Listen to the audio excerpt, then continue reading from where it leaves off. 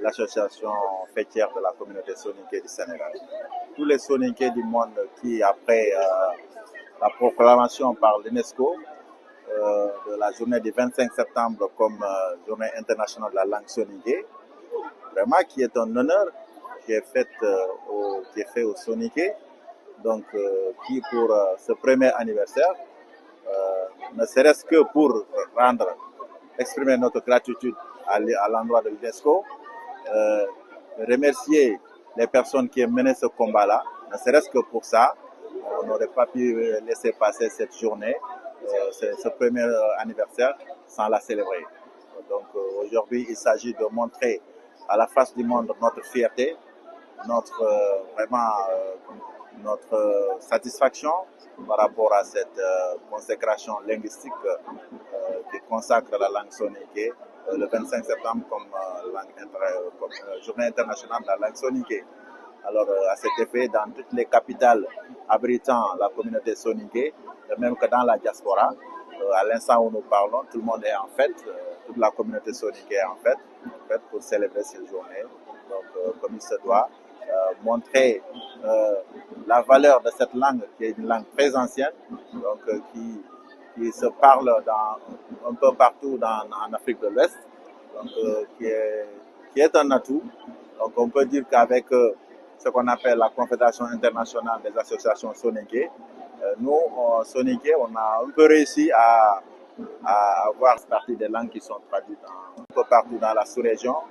Fait que vraiment, c'est des rencontres du genre, donc pour travailler sur la langue, parce que l'écriture est un peu pratiquée partout.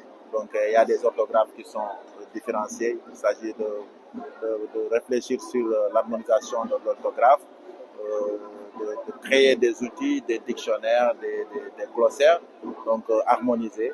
Donc vraiment, voilà, et puis essayer de revaloriser le travail scientifique qui se fait sur cette langue-là. Donc c'est ça qui a valu aujourd'hui, d'ailleurs, que l'UNESCO ait porté son choix et accepté en perspective. Il reste d'autres combats, essayer de faire accepter cette langue au niveau de l'Union africaine, pourquoi pas au niveau de l'ONU, donc pour que voilà, ça soit... Dr Salif Guédiou, conseiller technique au cabinet du secrétaire d'État à la culture, aux industries créatives et au patrimoine historique. Ce qu'il faut noter, c'est que la langue soninké fait partie des langues les plus emblématiques de la sous-région. Pour l'histoire qu'on venait de raconter, non seulement c'est un peuple solidaire, ça il faut le reconnaître, et qui s'est toujours battu pour la valorisation de sa langue. Ce qui lui a valu la reconnaissance de l'UNESCO. En Afrique, jusqu'ici, il y avait une langue qui était reconnue, c'est le Swahili. Et la langue soninké vient d'entrer dans l'histoire. Ça peut se comprendre par la sphère géographique que couvre cette langue. Vous savez, elle est transfrontalière, mais également parlée dans plusieurs pays. Et en France, où j'ai vécu un peu, je connais aussi le dynamisme de cette communauté dans la valorisation de cette langue.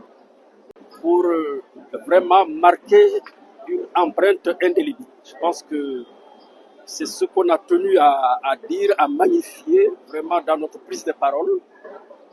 Et je vous rappelle que normalement, c'est Madame le ministre qui devait être là, mais elle est empêchée. Elle est à Ziguinchor pour d'autres missions avec le secrétaire d'État.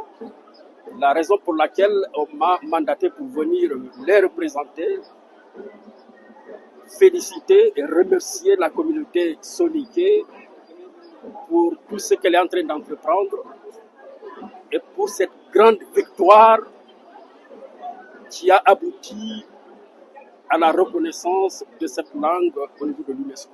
Donc ça, je ne sais pas si vous savez ce que cela veut dire, mais c'est très très très important d'avoir cette reconnaissance au niveau de l'UNESCO. Il faut reconnaître que la promotion des langues ne dépend plus de notre département.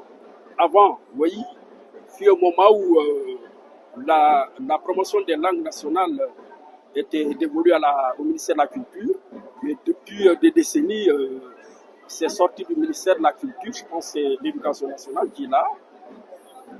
Donc nous, ce qui nous intéresse beaucoup, c'est l'aspect culturel et patrimonial de cette langue. C'est la raison pour laquelle on a tenu à marquer notre présence. Parce que c'est du patrimoine, justement, et il faut vraiment faire la promotion